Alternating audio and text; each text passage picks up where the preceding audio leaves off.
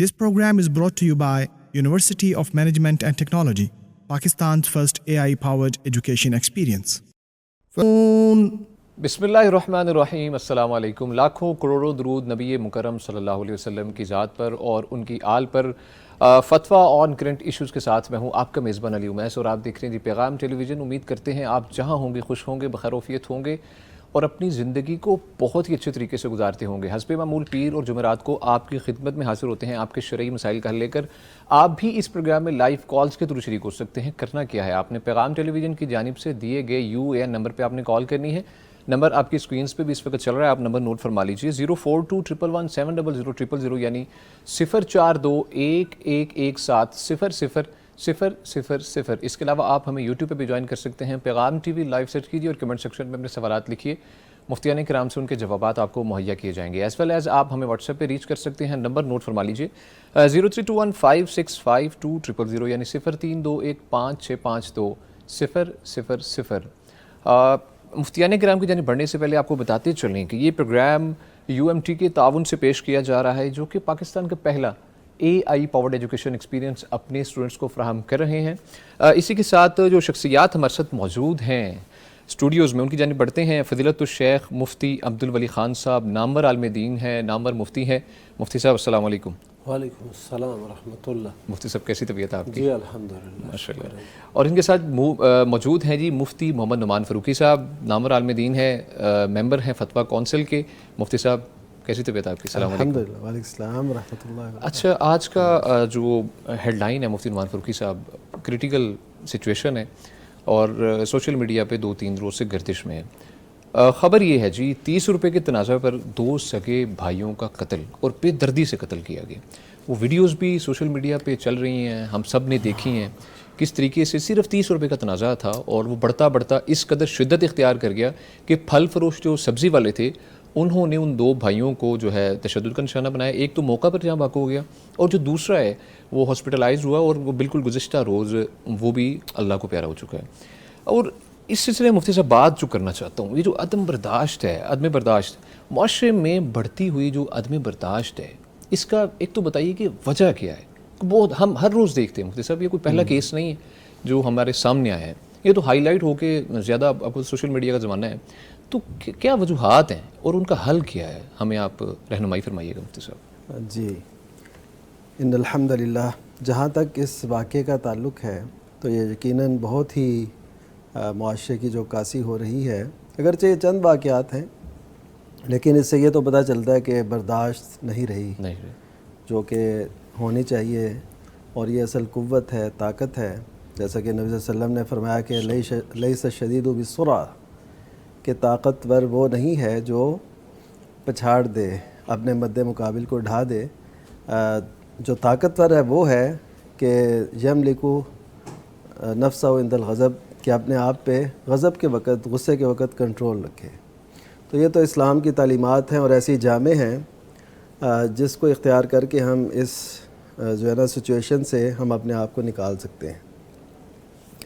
तो जहाँ तक इस वाक़े ने हिलाया है और बहुत तकलीफ़ हुई देख के, देखिए इसमें कई किरदार हैं जी। एक तो ये है कि बंदा सोचता है कि ये छोटा सा मामला है, कोई ज़्यादा बड़ा नहीं है, और उनकी बहस भी कोई ऐसी नहीं थी, वो देना नहीं चाहते थे या वो लेना नहीं चाहता था, कोई चेंज वगैरह का मसला था कि उनके पास वो नहीं था। तो इससे देखिए बात, ये लहजे असल में होते हैं।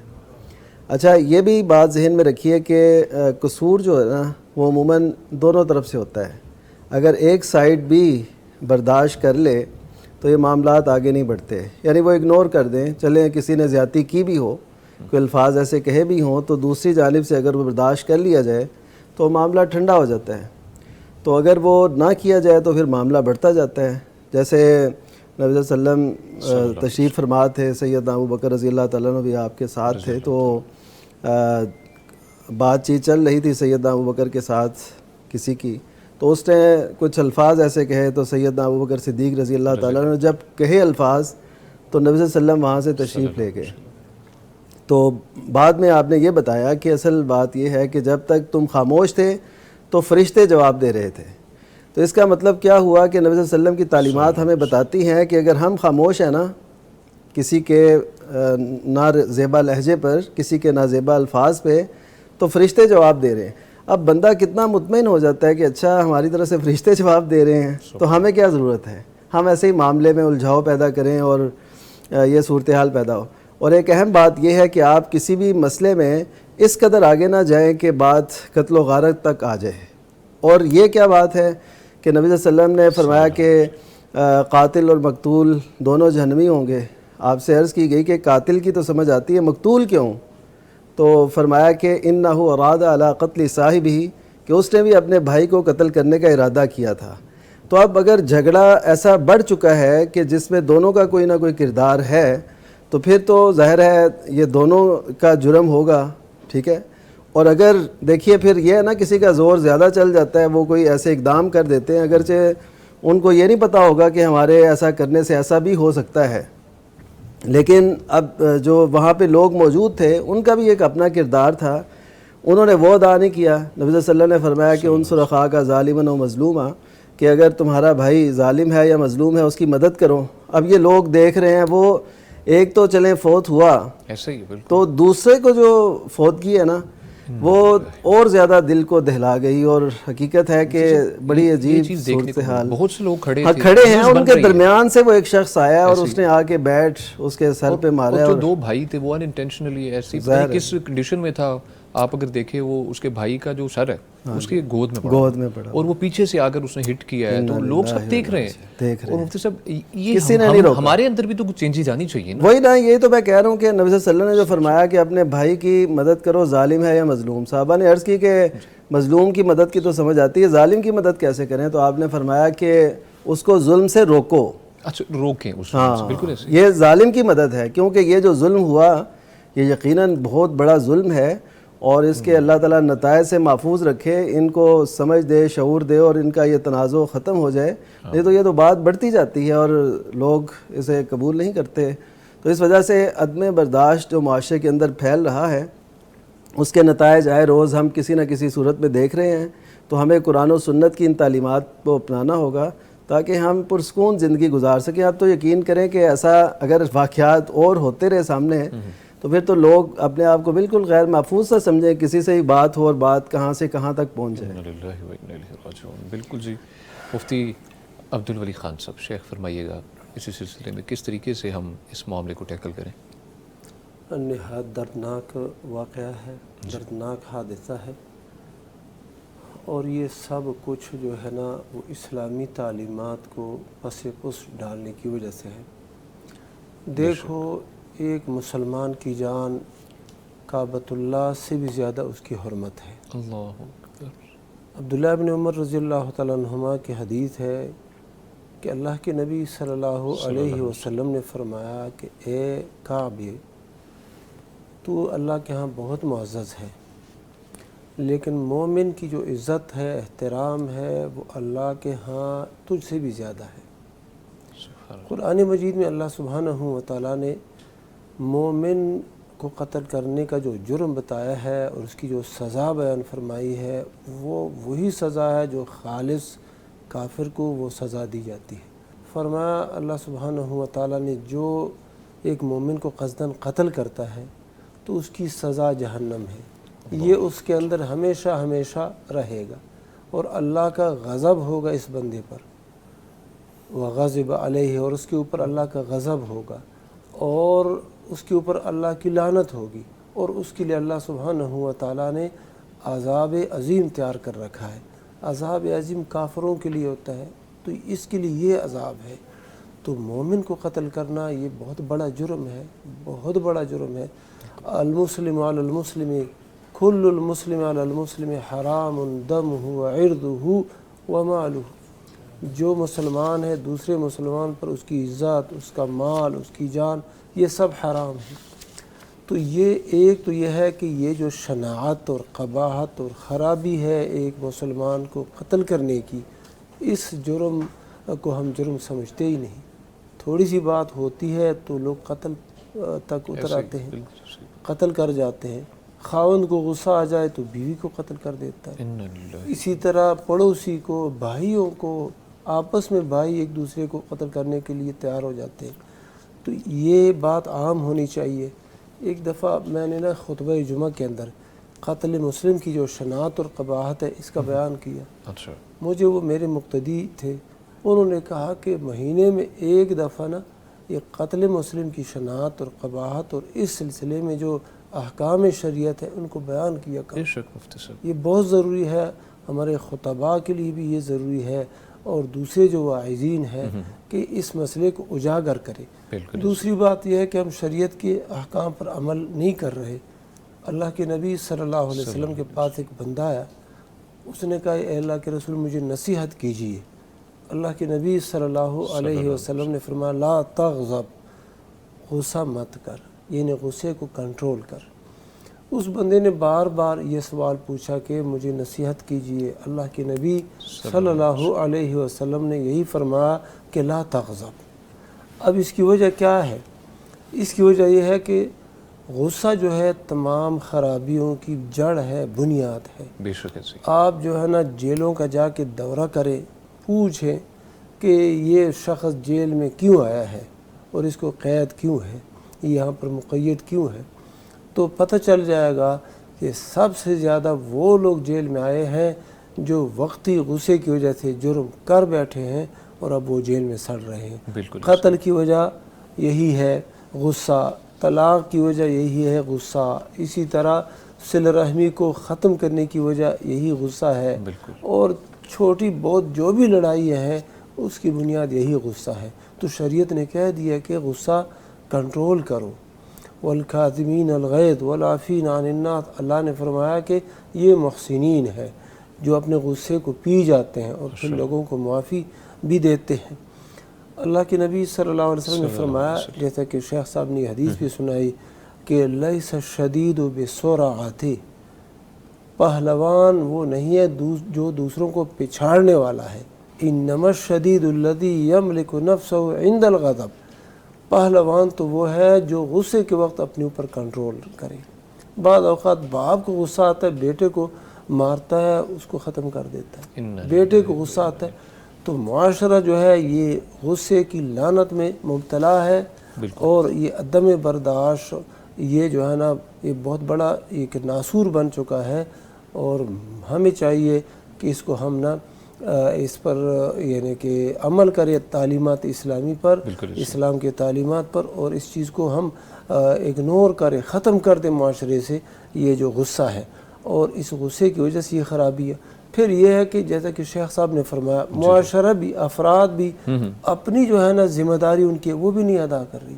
وہ کسی کو نہیں کر رہے کہ اللہ کے بندے کیا کر رہے ہو، بس ویڈیو بنانے کے لیے اور ایسے ایک نئی چیز کو دیکھنے کے لیے، گویا یہ بھی ایک فلم ہے اور اس سے نہ روح کو تسکین مل رہی ہے. یا اللہ کے بندو کس طرف یہ معاشرہ جا رہا ہے. اللہ تعالیٰ ہم سب کی اصلاح فرمائے. آمین آمین.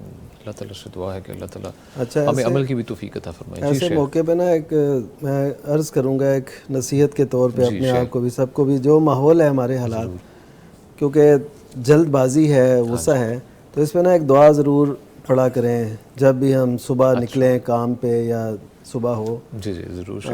اللہم انی اعوذ بک من ان اذل او اذل او اظلم او اظلم او اجہل او یجہل علی.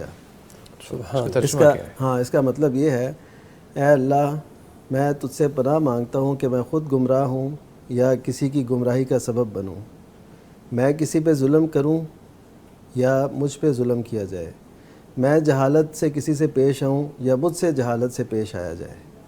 تو اگر بندہ یہ اس کے مفہوم اور اس کی گہرائی میں اتر کے اس کو کرے نا تو اللہ تعالیٰ ضرور رہنمائی فرما دیتے ہیں. ایسے ہی مفتی صاحب بالکل جیسا کہ شیخ صاحب فرما رہے تھے کہ درگزر کرنا اگر ہم سیکھ جائیں نا تو میرے خیال میں بہت سے آنے والے ایسی مصیبتیں ہیں جو ان سے ہم بچ سکتے ہیں. یہ شیخ صاحب کی بات سے مجھے بھی ایک بات یاد آ گئی. جی شیخ.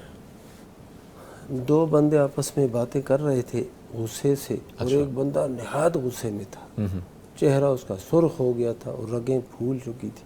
اللہ کے نبی صلی اللہ علیہ وسلم نے فرمایا کہ مجھے ایک کلمہ معلوم ہے، اگر وہ کلمہ یہ بندہ پڑھ لے نا تو اس کا غصہ ختم ہو جائے. اچھا ماشاءاللہ. وہ کلمہ یہ ہے کہ بندہ غصے کی حالت میں اگر ہے تو کہے اعوذ باللہ من الشیطان الرجیم.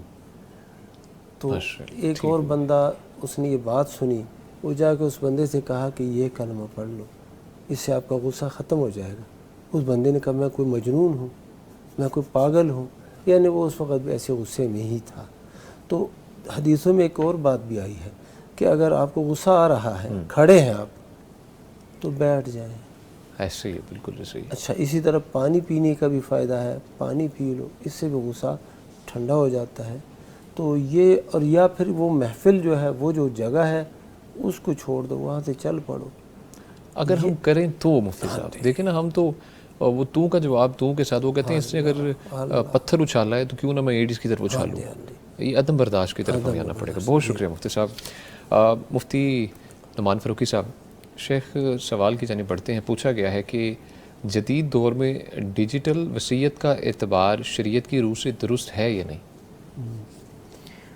جی, جیسے قدیم دور میں تحریری طور پہ لکھا جاتا تھا یا وصیت کی جاتی تھی, لوگوں کو گواہ بنا لیا جاتا تھا, تو اب جیسے دیگر ہمارے تمام مسائل وہ ڈیجیٹل ہو چکے ہیں, آن لائن ہیں اور ایسے, تو اس میں ظاہر ہے جو جائز صورتیں ہیں ان کو ہم جائز ہی کہیں گے. تو اس میں اگر ایسے ذرائع اختیار کیے جائیں جیسے واٹس ایپ ہے یا کوئی ایسا, تو وہ ہو اسی بندے کا, یہ کنفرم ہونا چاہیے کہ وصیت اسی کی ہے. ٹھیک ہے. اور یعنی کوئی بھی ذریعہ ہو تو وہ ہم یہی سمجھیں گے کہ اسی کی ہے اور یہ تحریر ہی کے معنی میں ہوگی. اچھا, لیکن کنفرمیشن بھی ضروری ہے. ہاں, کنفرمیشن تو ضروری ہے کہ یہ اسی کی ہو. ظاہر ہے ان جدید ذرائع میں جہاں پہ سہولتیں بھی بڑی آ گئی ہیں, وہاں پہ ظاہر ہے اس میں ذرا جو ہے دو نمبری کہہ لیں, یا اس میں خیانت یا ایسی چیزیں بھی بڑی آ چکی ہیں کہ کسی کی طرف منسوب کر دی جاتی ہے, کسی کا آئی ڈی بنا لیا جاتا ہے, کسی کی فیس بک آئی ڈی وہ اسی کے نام سے, اسی کی تصویر سے بنا لی جاتی ہے. تو یہ ساری چیزیں بہرحال دیکھ کے تحقیق کی جائے, اور اس کے بعد پھر اس کو ہم سمجھ سکتے ہیں کہ یہ وصیت ہے اور اس پہ عمل کرنا. اور وصیت شرعی ہونی چاہیے. وصیت شرعی کیا ہوتی ہے کہ ورثاء کے حق میں نہ ہو اور 1/3 سے زائد نہ ہو. ٹھیک ہے. اور تیسری بات یہ کہ وہ کسی غیر شرعی چیز کی وصیت نہ ہو. ٹھیک ہے جی, بہت شکریہ.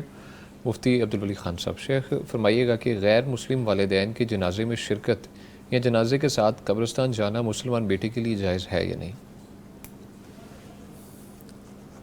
یہ بڑا یعنی امتحان ہے اولاد کے لیے کہ والدین غیر مسلم ہے اور یہ بچہ مسلمان ہے.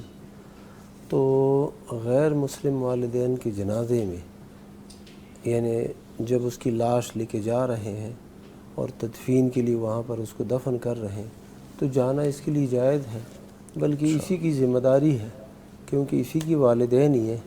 تو وہاں پر جا کے وہ دفن کرے, تدفین کرے, لیکن وہ ان کے لیے دعا نہیں مانگ سکتا. ان کے لیے کوئی جنازے کی جو کیفیت ہوتی ہے غیر مسلموں کی, ان میں یہ شریک نہیں ہو سکتا. اور اگر وہ بطور مسلمان کے سمجھ کے اس کا جنازہ پڑھائیں گے تو یہ بیٹا اس میں شریک نہیں ہو سکتا. اچھا, باقی یہ ہے کہ تدفین اور قبر میں اتارنا, قبر میں ڈالنا, یہ سارے امور جائز ہیں. عبداللہ ابن ابی بہت بڑا منافق تھا, لیکن اس وقت وہ منافقین کے نماز جنازہ پڑھنے سے منع نہیں کیا گیا تھا, تو اللہ کے نبی صلی اللہ علیہ وسلم نے جنازہ پڑھایا. پھر اس کے بعد ممانعت نازل ہو گئی کہ جو کافر ہے اس کا جنازہ آپ نہیں پڑھ سکتے, نہ ان کے قبر پر آپ کھڑے ہو سکتے ہیں, یعنی دعا کے لیے قبر پر بھی نہیں کھڑے ہو سکتے اور نہ ان کے جنازہ پڑھ سکتے ہیں. باقی تدفین کر سکتے ہیں. بہر صورت غیر مسلم رشتہ دار کے ساتھ اس طرح کا سلوک کہ اس کو دفن کر دیے. ٹھیک ہے, بہت شکریہ مفتی صاحب. کالر کی جانب پڑھیں گے. السلام علیکم. وعلیکم السلام جی. جی سر, کیسے ہیں جی آپ؟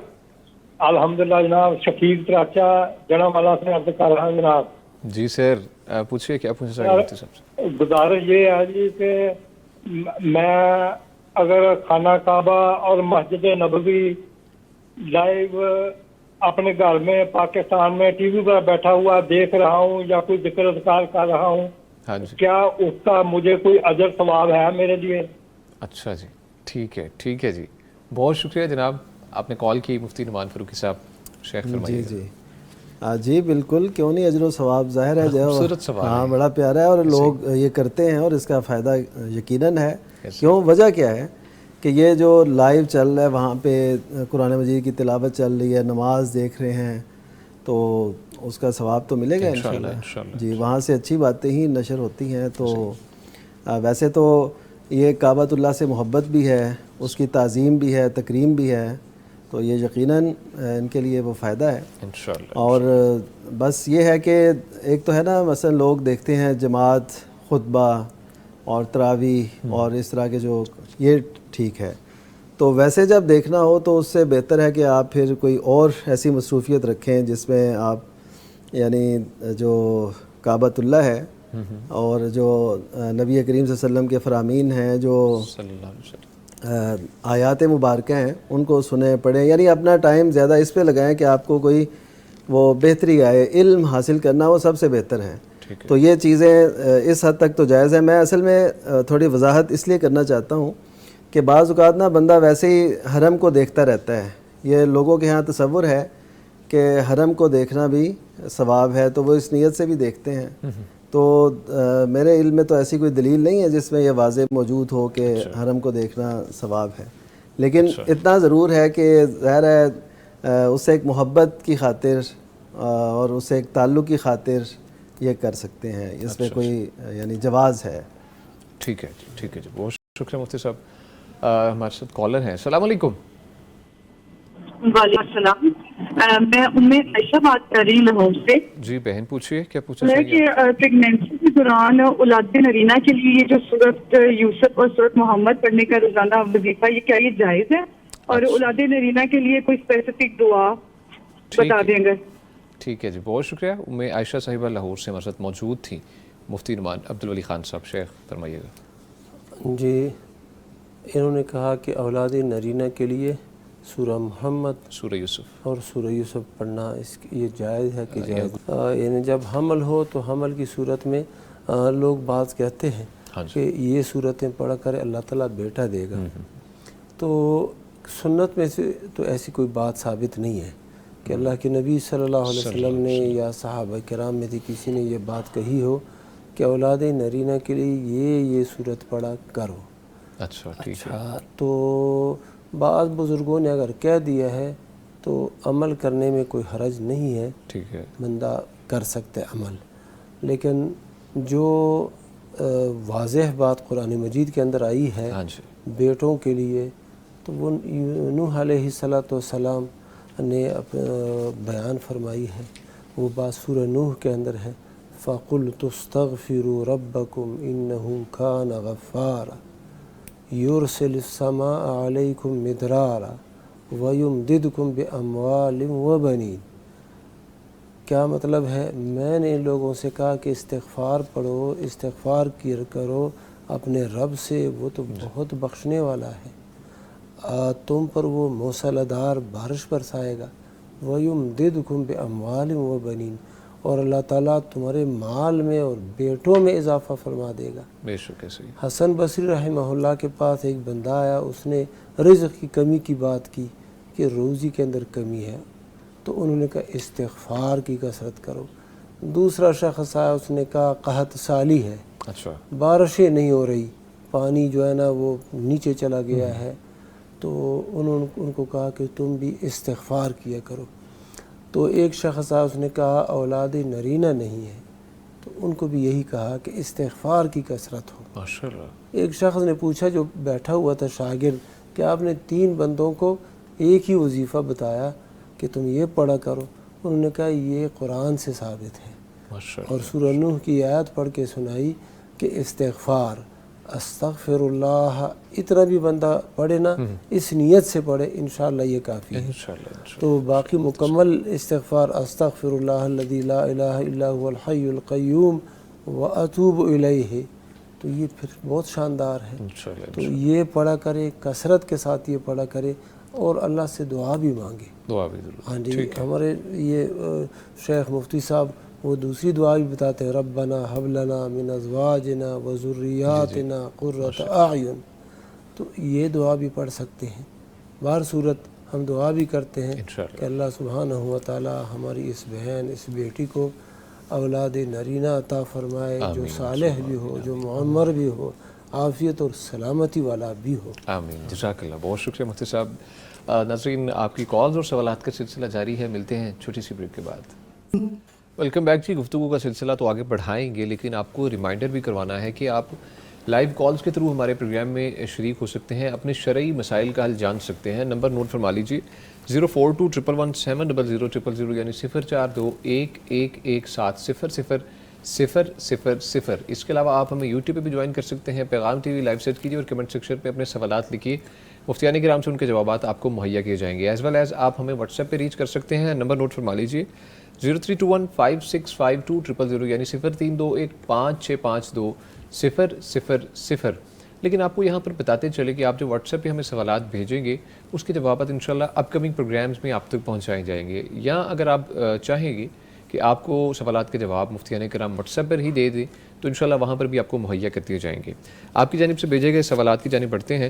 مفتی عبدالولی خان صاحب. مفتی صاحب پوچھا گیا ہے کہ میں پہلے ناول پڑھتی اور سانگز اور ڈرامے وغیرہ دیکھتی تھی, اب بالکل چھوڑ دیا ہے, مگر کبھی خیال آتا ہے کوئی وظیفہ بتا دے کہ خیال بھی نہ آئے. اللہ اکبر. یہ اس کے لیے جو ہے نا, یہ خیال نہ آنے کے لیے بہترین حال یہ ہے کہ اب یہ اسلامی جو کتب ہے جی مستند ان کا مطالعہ شروع کریں. اچھا ٹھیک ہے. تو جب اس طرح کی کتب کا یہ مطالعہ کریں گے تو ان کو یہ خیال بھی نہیں آئے گا. اچھا. تو قرآن مجید کی تلاوت یہ بہترین وظیفہ ہے, اور اس کے ساتھ نا اس کا ترجمہ سننا, ترجمہ پڑھنا, پھر جو ہے نا حدیث کی کتابوں کا مطالعہ, ریاض الصالحین اور اس طرح کی دیگر کتب. سبحان اللہ, پھر بندے کو وقت ہی نہیں ملتا جب اس طرح کی کتب کا مطالعہ شروع کر دیتا ہے. تو جو تاریخی واقعات ہیں اسلامی, تاریخی مستند, سیرت نبی صلی اللہ علیہ وسلم کی, یہ ربیع الاول کا مہینہ شروع ہو گیا ہے تقریباً یا شروع ہونے والا ہے. تو اب اس میں نبی صلی اللہ علیہ وسلم کی سیرت جو ہے اس کا مطالعہ, اور مستند کتب بھی ملتی ہے. سیرت رسول اکرم صلی اللہ علیہ وسلم کے نام سے ایک کتاب ہے ڈاکٹر اکرم ضیاء العمری کی, اور دیگر اس طرح محققین ہیں.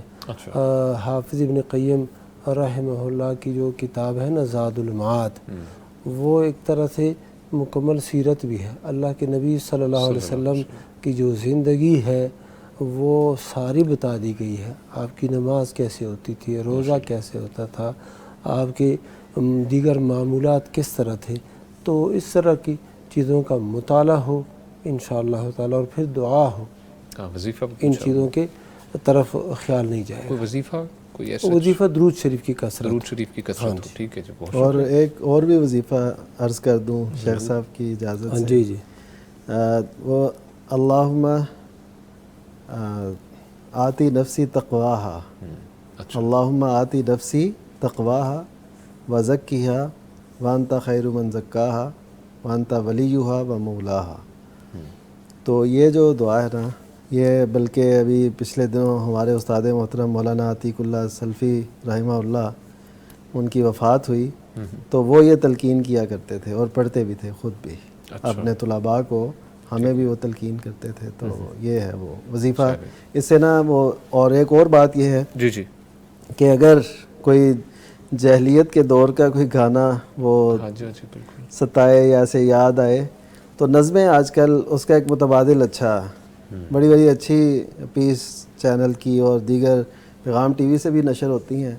تو نظمیں سن کے نا وہ کافی جو ہے نا وہ ذوق جو اندر انسان کے ہوتا ہے ایک, وہ پورا ہو جاتا ہے. ہاں الحمدللہ. تو اسے چونکہ ایک اچھی بات آپ سن رہے ہیں, جذبات بھی بڑے اچھے ہوتے ہیں, اور اس میں کافی اصلاحی باتیں ہیں. میں نے غور کیا نظموں پہ, تو بڑی اچھی نظمیں بھی ہوتی ہیں. انشاءاللہ. بہت شکریہ.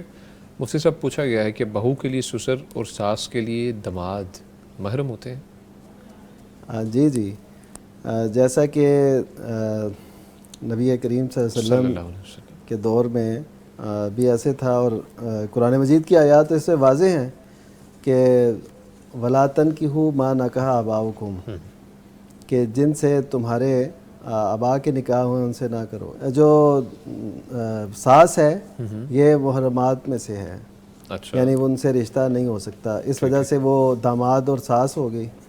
اسی طرح جو سسر ہے اس کے لیے بہو جو ہے وہ اس کی محرم ہے، اسے بھی جیسے اللہ تعالیٰ نے فرمایا وَحَلَائِلُ أَبْنَائِكُمُ الَّذِينَ مِنْ أَصْلَابِكُمْ، کہ وہ بیٹوں کی بیویاں، وہ بیٹے جو تمہارے اپنے ہیں یعنی تمہاری پشتوں سے ہیں، حقیقی بیٹے ہیں، ان کی جو بیوی ہے یعنی بہو وہ ہمیشہ کے لیے وہ حرام ہو جاتی ہے۔ تو اس وجہ سے وہ دونوں محرم ہیں، ان کے ساتھ پردہ بھی نہیں ہے اور آنا جانا تنہائی اس میں کوئی مسئلہ نہیں۔ ٹھیک ہے۔ مفتی عبدالعلی خان صاحب شیخ، پوچھا گیا ہے کہ عقیقے کا گوشت جس کا عقیقہ ہے یا اس کے والدین نہ کھائیں اور اس کا ہاتھ لگوایا جائے اور وہ پاس موجود ہو، کیا اس طرح کے کوئی احکام ثابت ہے؟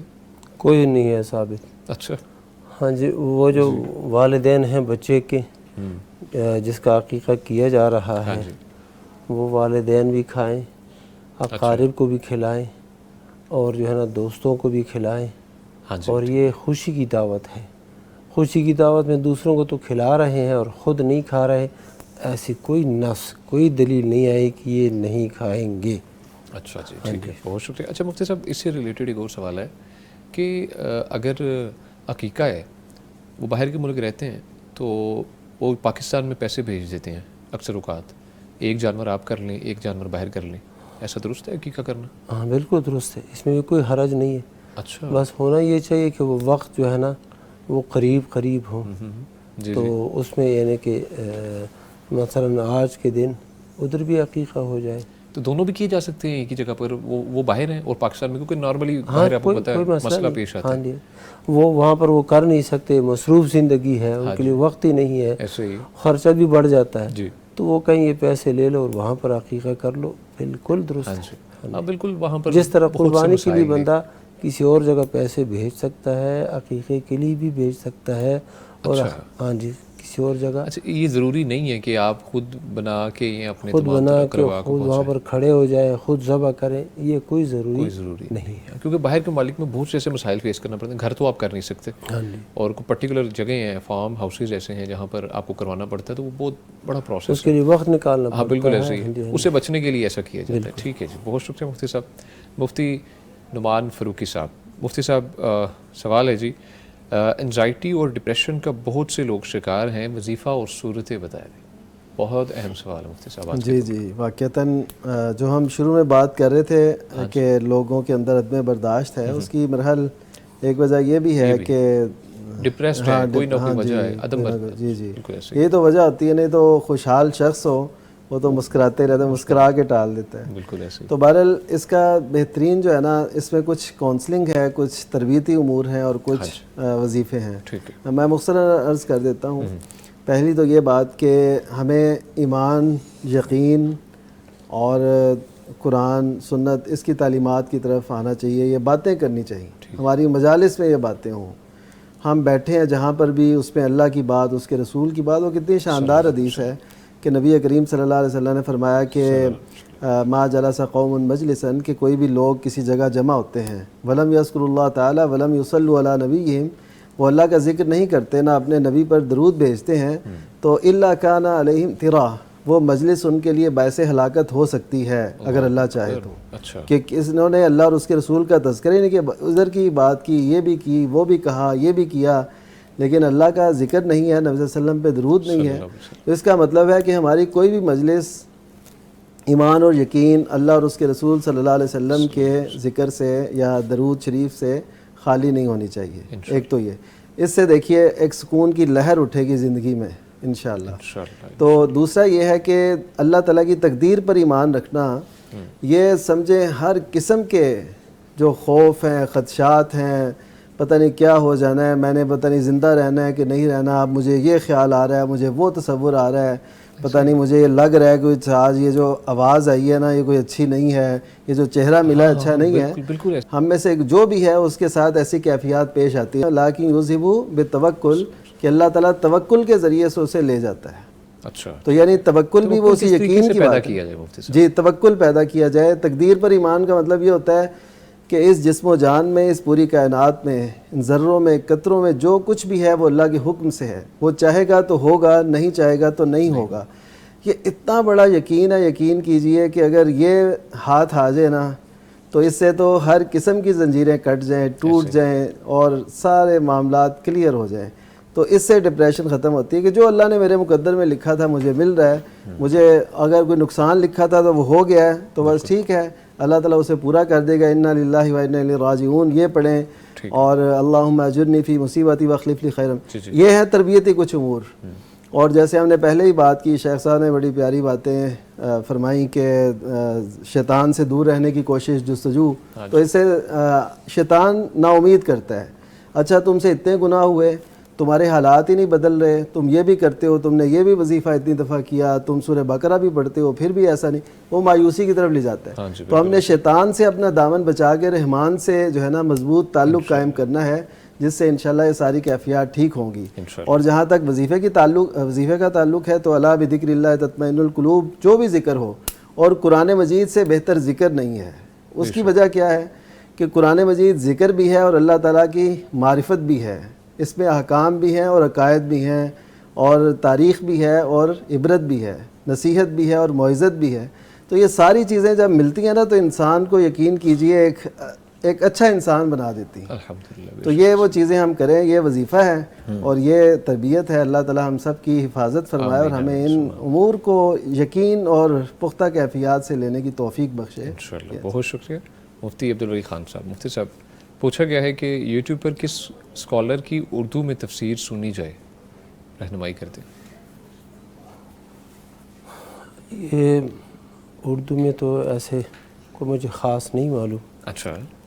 ہاں کہ کس عالم کی ہو, شاید ہمارے بھائی کو معلوم ہو. اچھا ٹھیک ہے, وہ بتا دیں گے. جی مفتی صاحب اگر آپ کے علم میں کوئی ہے.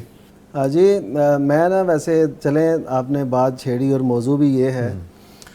دیکھیے میں نے ایک عرصے سے ڈاکٹر حماد لکھوی حافظہ اللہ, جی ان کی تفسیر جو وہ ہر اتوار کو سنڈے کو 9:30 بجے شیخ زید اسلامک سینٹر میں بیان کرتے ہیں. میں بہت بڑا اس کے حوالے سے دعویٰ تو نہیں کروں گا, لیکن حقیقت یہ ہے کہ میں چونکہ میری ڈیوٹی ہے, میں اس کا پریویو کرنا ہوتا ہے. اچھا. تو میں اس کو ظاہر دھیان سے سنتا ہوں. تو بہت شاندار تفسیر, سبحان اللہ. صحیح جو اسلوب ہے اس میں فکری بھی, جی جی فکری بھی ہے, اخلاقی بھی ہے, تدبر بھی ہے, تفکر بھی ہے, اور پھر یہ ہے کہ ان کی اپنی ایک خاص ماشاءاللہ اللہ تعالیٰ نے ان کو صلاحیت بخشی ہے. اور یہ پورا خاندان ہی, یعنی قرآن فہمی کے ذوق میں ان کا بڑا ایک نام ہے ماشاءاللہ. تو وہ ساری چیزیں جب ہم ان کو دیکھتے ہیں نا تو یقین کریں کہ دعائیں بھی نکلتی ہیں. لائیو چلتا ہے جی, سنڈے والے دن لائیو چلتا ہے رات 8 بجے غالباً. جی جی فیس بک پہ چلتا ہے. جی فیس بک پہ, پیغام ٹی وی کے جو فیس بک ہے وہاں پر. اس کے علاوہ یوٹیوب پہ جائیں گے تو وہ ساری ان کے ایپیسوڈ اپلوڈ ہوتی رہتی ہیں. اب تک وہ آج جو کل ہوا پروگرام وہ پہنچ گئے سورہ حجرات جاری ہے. اچھا, مطلب آخری پاروں پر. جی جی آخری پاروں پر ہیں. اور یہ جو سارے وہ پچھلے نا پوری ترتیب سے پڑھے ہوئے ہیں. میں کہتا ہوں وہ کوئی پڑھ لیں. اور وہ لوگ جو لوگ الحاد کا شکار ہو رہے ہیں, جو نوجوان پڑھے لکھے اور انہیں کوئی راہ سجائی نہیں دے رہی, میں ان سے عرض کروں گا کہ وہ تفسیر ضرور سنیں. بڑی محنت ہے مفتی صاحب, کتنے سالوں سے یہ جاری ہے. ہاں جی یہ ہے, الحمدللہ. یہ ہمیں ایک اچھا تجربہ ہے, تو اس وجہ سے میں نے وہی عرض کر دی. بہت شکریہ مفتی صاحب, تھینک یو سو مچ. جی آگے پوچھا گیا ہے مفتی عبدالولی خان صاحب. مفتی صاحب پوچھا گیا ہے کہ دعائے استخارہ نماز کے اندر ہے یا بعد میں ہے؟ اچھا, یہ حدیث میں اس کی وضاحت آ گئی ہے. اچھا, کہ نماز پڑھنے کے بعد یہ ثم کے الفاظ ہیں. اچھا ٹھیک ہے. کہ جس شخص کو کسی کام کے متعلق درپیش ہو, کوئی کام کرنا درپیش ہو, تو فلیرکع رکعتین من غیر الفریضہ, تو وہ 2 رکعت پڑھے فرض کے علاوہ, اور پھر اس کے بعد ثم لیدعو, پھر یہ دعا پڑھے. تو ثم کا مطلب یہ تراخی ہوتا ہے, وقفہ ہوتا ہے کہ نماز ہو گئی ہے, نماز کے بعد پھر یہ دعا مانگنی ہے. تو دعا استخارہ جو ہے, جو حدیثوں سے سمجھ میں آتا ہے, وہ نماز کے بعد ہے. اچھا ٹھیک ہے, بہت شکریہ مفتی نعمان فاروقی صاحب. مفتی صاحب ہم بہن ہیں, ان کی جانب سے سوال پوچھا گیا ہے کہ میں پردہ کرنا چاہتی ہوں مگر عزیز و اقارب کے بارے میں ذہن میں آتا ہے کہ انہوں نے دیکھا ہوا ہے, اب ان سے کیسا پردہ؟ جی یہ وہ کچھ ایسے نیکیوں کی طرف جب رجحان بڑھتے ہیں تو پھر ذہن میں نا کئی خیال آتے ہیں. مثلا کوئی اگر اچھی مجلس میں پہلے نہیں تھا تو اب وہ توبہ کرنا چاہتا ہے تو اس کے ذہن میں یہ بات آئے گی اچھا پہلے تم ان کے ساتھ بیٹھتے تھے اب تم بڑے حاجی بنوگے اور بڑے نمازی. تو اس طرح وہ نا نیکی نہیں کرتا. انسان نہیں ہاں کہ میں جی اب یہ اچھا میں ان کی مجلس چھوڑوں گا تو لوگ کیا کہیں گے اب یہ ادھر. ایسے ہی تو یہ اسے اسی طرح پردے کے بارے میں بھی کہ انہوں نے مجھے دیکھا تو ہوا ہے تو اب کیا. تو اس حوالے سے میں یہ عرض کروں گا کہ ظاہر ہے آپ سنتے رہتے ہیں شیخ محترم ماشاءاللہ بڑی تفصیل سے وہ بتاتے ہیں کہ چہرے کے پردے میں اس طرح کی سختی نہیں ہے جس طرح ہمیں کہی جاتی ہے. تو اصل تو جسم کو ڈھانپنا ہے, جسم کو ڈھانپنا ہے عورت نے, تو وہ ڈھانپ لے. تو اگرچہ کسی نے پہلے دیکھا بھی ہو تو ظاہر ہے وہ اپنے پردے کو اختیار کرے. بس یہی ہے ہاں جی بالکل کہ ہماری جو یہ بیٹی ہے یہ بہن جو ہے وہ شروع کرے. ہاں پہلے جو حالات گزرے ہیں وہ گزر چکے ہیں. آپ نے دین پہ عمل کرنا ہے, شریعت پہ عمل کرنا ہے. تو پہلے آپ پردہ نہیں کرتی تھی, اب اللہ یہ توفیق دے رہا ہے آپ کو تو آپ شروع کریں. پہلے دیکھا ہوا ہے کسی نے نہیں دیکھا ہوا, اس کو آپ بالکل چھوڑ دیں, فراموش کر دیں. آپ کہیں کہ پہلے میں پردہ نہیں کرتی تھی تو مجھے سمجھ نہیں تھی, اب اللہ نے سمجھ دی ہے اور دین پہ عمل کر رہی ہوں. سبحان اللہ, اللہ تعالیٰ آپ اس کو بہت اجر دے گا اور آپ کی زندگی میں برکت آئے گی, سکون آئے گا اور ایک وقار اور جو ہے نا عزت آپ کی مزید بڑھے گی. باتیں بھی بہت لوگ کرتے ہیں مفتی صاحب, تانوں کی صورت میں اور اس سے تانا کہ بچیاں جو ہے نا دل توڑ بیٹھتی ہیں. وہ کہتی ہیں کہ لوگوں کی باتوں میں تو بندہ آ جائے نا تو دنیا کا کوئی بھی کام نہ کر سکے. یہ تو دین کا کام ہے, دنیا کا کام بھی کوئی نہیں کر سکے. یہ تو بات درست ہے. لوگ آپ کے کپڑوں پہ بات کرتے ہیں, آپ کے باتوں کے انداز پہ بات کرتے ہیں, آپ کے کھانے پہ بات کرتے ہیں, تو آپ کیا کریں گے؟ وہ کام چھوڑ دیں یا پھر کپڑے جو آپ کو اچھا لگتا ہے اور پھر دین کو جو اچھا لگتا ہے وہ اختیار کریں, لوگوں کو چھوڑ دیں. بہت شکریہ, بہترین اگزامپل دی مفتی صاحب. اللہ تعالیٰ آپ کو اپنی حفاظت میں رکھے. اس حوالے سے نا جو قرآن مجید کے ہیں کہ وہ کسی ملامت گر کی ملامت سے خوف نہیں رکھتے. خوف نہیں.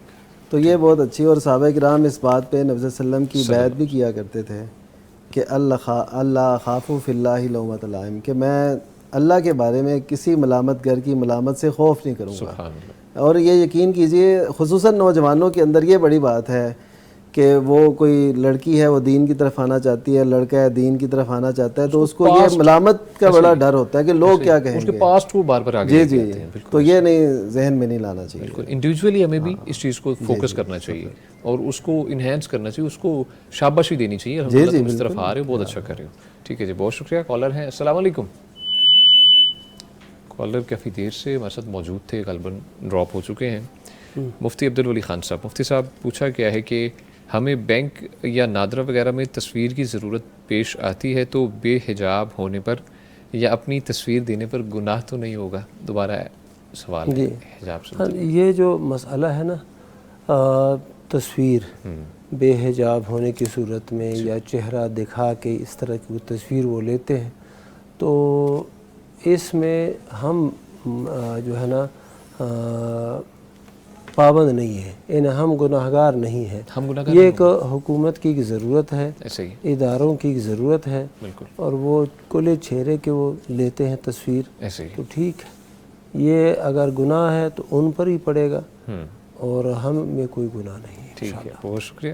مفتی نعمان فاروقی صاحب, شیخ پوچھا گیا ہے کہ میری والدہ بوڑھی ہیں, اکیلی رہتی ہیں, انہیں کسی ہیلپر کی ضرورت ہے اور میرے سسرال میں میری کوئی وقت نہیں, بلکہ وہ صاف کہتے ہیں کہ ہمیں تمہاری ضرورت نہیں ہے, میری اولاد بھی نہیں, تو کیا میں خاوند کا گھر چھوڑ کر والدہ کی خدمت کے لیے جا سکتی ہوں؟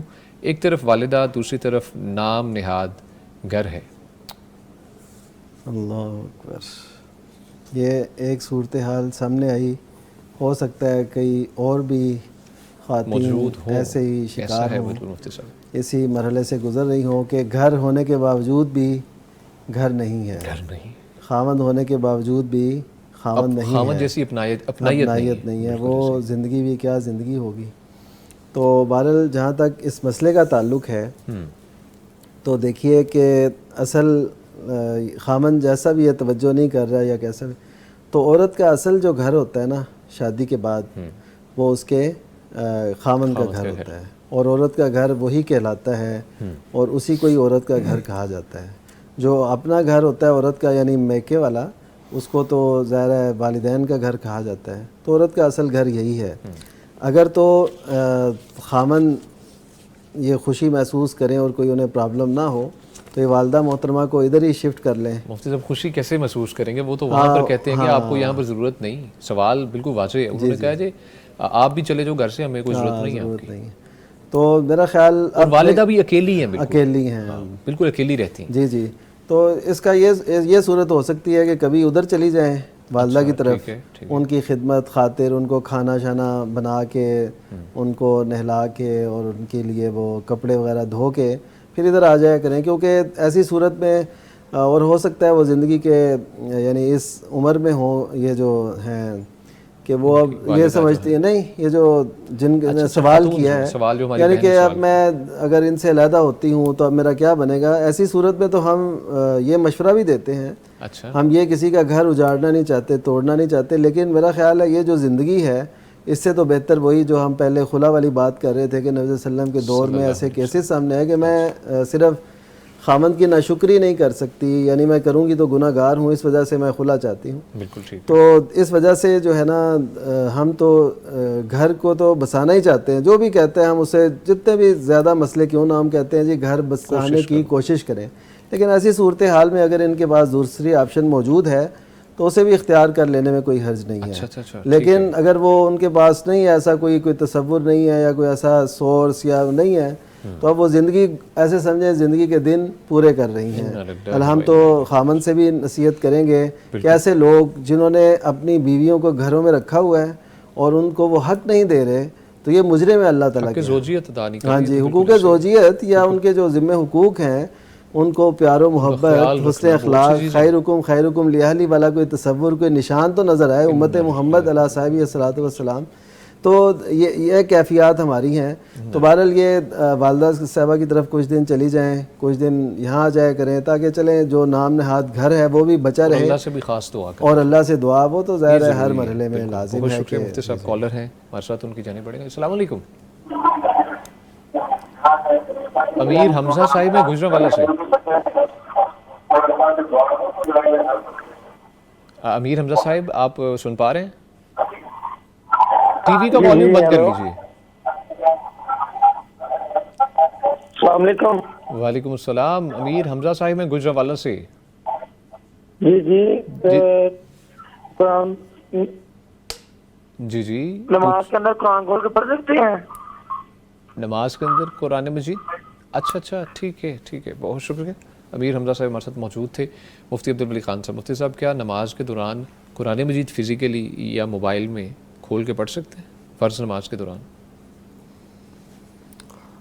یہ نفل نماز میں تو اس کا پڑھنا صحابہ کرام کے دور میں یہ ثابت ہے۔ ام المومنین عائشہ رضی اللہ تعالیٰ عنہ کا جو غلام تھا، مدبر غلام، وہ ان کو نماز تراویح پڑھاتے تھے تو مصحف لے کے ہی پڑھاتے تھے، یعنی قرآن مجید لے کے قرآن مجید سے دیکھ کے وہ ان کو نماز پڑھاتے تھے۔ تو اسی طرح موبائل سے بندہ دیکھ کے قرآن پڑھتا ہے یا پھر مصحف لے کے ہاتھ میں قرآن پڑھتا ہے تو اس سے نماز نہیں ہوتی، ایسی کوئی دلیل نہیں ہے، یعنی نماز ہو جاتی ہے، نماز بھی درست ہے اور یہ عمل بھی جائز ہے۔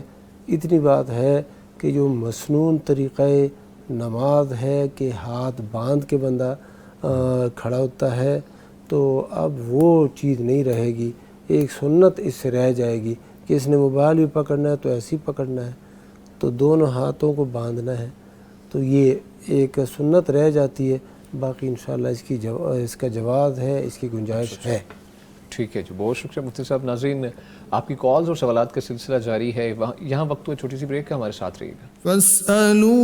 ویلکم بیک جی، گفتگو کا سلسلہ آگے بڑھاتے ہیں۔ آپ کی جانب سے سوالات بھیجے گئے ہیں ہمیں، شرعی مسائل کا حل جانتے ہیں مفتیان کرام سے۔ مفتی عبدالولی خان صاحب، مفتی صاحب ہماری بہن ہیں، پوچھتی ہیں کہ میں کپڑے سلائی کرتی ہوں، والدین کا گزر بسر اسی سے چلتا ہے، گھر بھی رینٹ کا ہے، میں نے شادی کے لیے کچھ پیسے جمع کیے تو کیا ان پر بھی زکوٰۃ ہے؟ اور میں کوئی چیز اس لیے نہیں خرید سکتی کہ گھر کرائے کا ہے، تو اس میں رکھنا مشکل ہے؟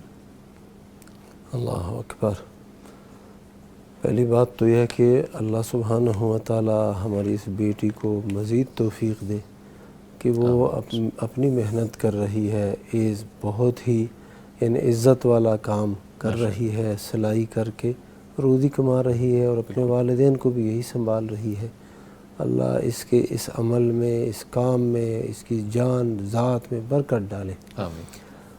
دوسری بات جو انہوں نے کہی ہے کہ پیسے میں نے جمع کیے ہیں، کیا ان میں بھی زکوٰۃ ہے؟ اور پیسے بھی شادی کے لیے جمع کیے ہیں.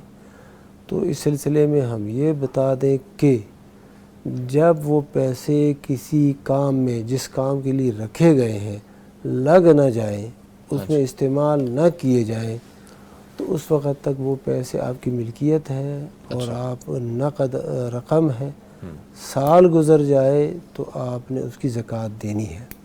اور یہ بھی یاد رکھیں کہ یہ زکوٰۃ دینے سے اس مال کے اندر کمی نہیں آئے گی، بلکہ زکوٰۃ کا مطلب ہی ہے اضافہ، بڑھوتری اور اسی طرح پاکی. تو مال پاک بھی ہو جاتا ہے، مال کے اندر اضافہ بھی ہو جاتا ہے اور مال انشاءاللہ مزید مبارک ہو جاتا ہے. اور کوئی زیادہ مقدار ہے بھی نہیں، 1,00,000 روپے کے پیچھے 2,500 روپے ہے، اور وہ بھی سالانہ، یعنی 1 سال گزر جائے آپ کے پاس 1,00,000 روپے ہے تو آپ 2,500 روپے دے دیں. اور کس کو دے دیں؟ جو آپ کے اقارب ہیں، رشتہ دار ہیں اور غریب ہیں، مستحق ہیں، انہی کو دے دیں تو وہ بھی دعا دیں گے. اور جس مقصد کے لیے پیسے رکھے ہیں اللہ تعالیٰ وہ مقصد بھی پورا کر دے گا. ٹھیک ہے جی، بہت شکریہ. تھوڑی سی وضاحت، وہ شیخ صاحب نے جو کہا نا 1,00,000 کے پیچھے 2,500، اس کا یہ مطلب نہیں کہ 1,00,000 ہو تو اس کے پیچھے، یہ تو انہوں نے بتایا کہ یہ تناسب ہے. اصل وہ تقریباً وہ شیخ صاحب وضاحت وہ یہی ہے کہ ان دنوں میں پہلے ہم نے ایک حساب لگایا تھا، وہ تقریباً 1,85,000 یا اب کوئی قیمت بڑھ گئی ہوگی 1,90,000 کے لگ بھگ یہ مقدار پیسے ہوں، ان پہ سال گزر جائے تو تب ان میں زکوٰۃ لا دیں. اور اگر ان میں سے کچھ استعمال ہوتے رہیں اور نصاب کو نہ پہنچے تو پھر تو نہیں ہے اس میں. اگر ایسا ہے کہ سال کے شروع میں بھی وہ نصاب کو پہنچے ہوئے تھے اور اسی طرح بعد میں بھی یعنی سال کے اختتام پر بھی نصاب کو پہنچے، درمیان میں کوئی کمی بیشی ہو گئی ہے تو زکوٰۃ لازم ہے. اچھا جی، ٹھیک ہے جی، بہت شکریہ. مفتی صاحب کالر ہیں جی ہمارے ساتھ. السلام علیکم. وعلیکم السلام. جی فرزانہ صاحبہ ہیں شیخ پورہ سے. جی بہن پوچھیے، کیا پوچھنا چاہیں مفتی صاحب سے آپ؟ ہاں، وہ میں نے نا مفتی صاحب سے پوچھنا ہے کہ چاشت اور اشراق کی نفل کے بارے میں کتنی رکھتی ہوتی ہے اور طریقہ کار کیا پڑھنے کا؟ اچھا جی، ٹھیک ہے، بہت شکریہ. فرزانہ صاحب آپ نے کال کی. مفتی نعمان فاروقی صاحب. جی، جو بھی اشراق یا چاشت یا ضحیٰ، یہ تینوں ایک ہی نماز ہیں. ایک ہی نماز. چاشت، ضحیٰ، اشراق، حتیٰ کہ اوابین بھی یہی نماز ہے. اور اس کا حدیث میں ثبوت موجود ہے کہ صلاۃ الضحیٰ ہی صلاۃ الاوابین، کہ جو نماز ضحیٰ ہے یہی نماز اوابین ہے. تو اس کا وقت شروع ہوتا ہے سورج طلوع ہونے سے. سورج طلوع جب ہو گیا اس کے بعد آپ اشراق کی رکعت پڑھ سکتے ہیں. کم از کم 2 ہیں، پھر 4 ہیں اور پھر 8 ہیں. اچھا ٹھیک ہے. اور یہ زوال سے پہلے تک آپ پڑھ سکتے ہیں کسی بھی وقت. اور جتنا گرمی زیادہ ہو، یعنی سورج زیادہ طلوع ہو جائے یا اپنی تابانی پہ آ جائے، تو اس وقت یہ اوابین کی نماز اس کو نبی صلی اللہ علیہ وسلم نے قرار دیا ہے. کیونکہ اس وقت گرمی زیادہ ہوتی ہے، لوگ اپنے کام کاج پہ ہوتے ہیں اور یہ بندے اللہ کی طرف رجوع کر رہے ہیں اس موقع پہ بھی، تو یہ پھر اوابین کا مطلب ہے اللہ تعالیٰ کی طرف رجوع کرنے والے. تو یہ ایک اہم بات ہوتی ہے نا کہ لوگ کام کاج پہ نکل گئے اور یہ مصلے پہ کھڑے ہو گئے، تو یہ اس وجہ سے ان کا زیادہ ہے. تو یہ رکھتے جو پڑھیں گے ہم، وہ 2 کر کے پڑھیں گے. 2 رکھتے ہیں، پھر 2 رکھتے ہیں، اور پھر اگر کوئی زیادہ پڑھنا چاہتا ہے تو 8 رکھتے ہیں، پڑھ سکتا ہے. اچھا جی، تو یہ پڑھنی چاہیے. اس سے جسم کا بھی صدقہ ہے.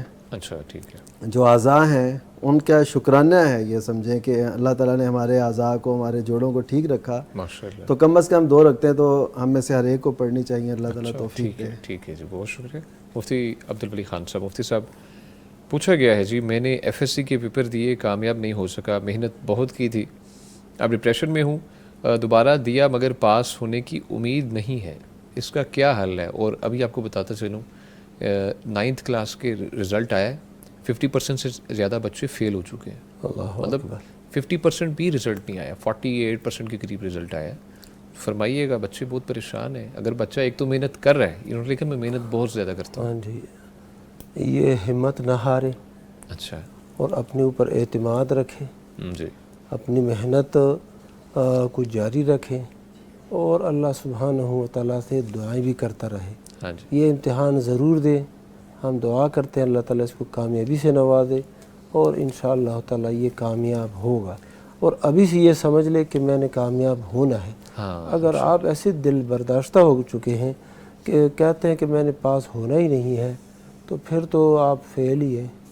تو اتنی محنت پہلی سوچ لی ہے اگر فیل ہے تو پھر کیا کیا جا سکتا؟ آپ کیوں نہیں پاس ہو سکتے؟ جو پاس ہوتے ہیں اور کامیاب ہو جاتے ہیں, وہ کیا ان کے دماغ 4 دماغ ہوتے ہیں؟ نہیں, ایسے ہی ہمارے جیسے انسان ہوتے ہیں, آپ جیسے انسان ہوتے ہیں. تو ہمت نہ ہارو, اللہ سے مدد مانگو, وَلَا تَقْنَطُوا مِن رَحْمَةِ اللَّهِ, اللہ کی رحمت سے کبھی بھی نا امید نہ ہو جاؤ. اور ایک مشورہ میں اس طرح کے طالب علموں کو یہ دوں گا کہ آج کل جو بچے فیل ہوتے ہیں نا, بنیادی وجہ جو مجھے سمجھ آئی ہے اور میں نے مشاہدہ کیا ہے, وہ یہ ہے کہ یہ بچے اس عمر کے اندر یہ موبائل کو لے بیٹھتے ہیں, اور اس کے اندر گیمیں ہیں اور ویڈیوز ہیں, یہ گروپوں میں لگے رہتے ہیں. واٹس ایپ گروپ ہے, اس کے اندر اپنے دوستوں کے ساتھ وہ باتیں شاتیں یہ کر رہے ہوتے ہیں. رات کو دیر سے سونا, اور پھر فجر کے وقت نماز کے لیے نہ اٹھنا, اور اسی طرح یاریاں لگاتے رہنا, فلمیں دیکھنا, یہ تباہ کن ہے. یعنی ویسے بھی ایمان کے لیے یہ چیزیں درست نہیں ہیں, ایمان ان چیزوں سے ضعیف ہو جاتا ہے, لیکن امتحان کے لیے تو یہ زہر قاتل ہیں.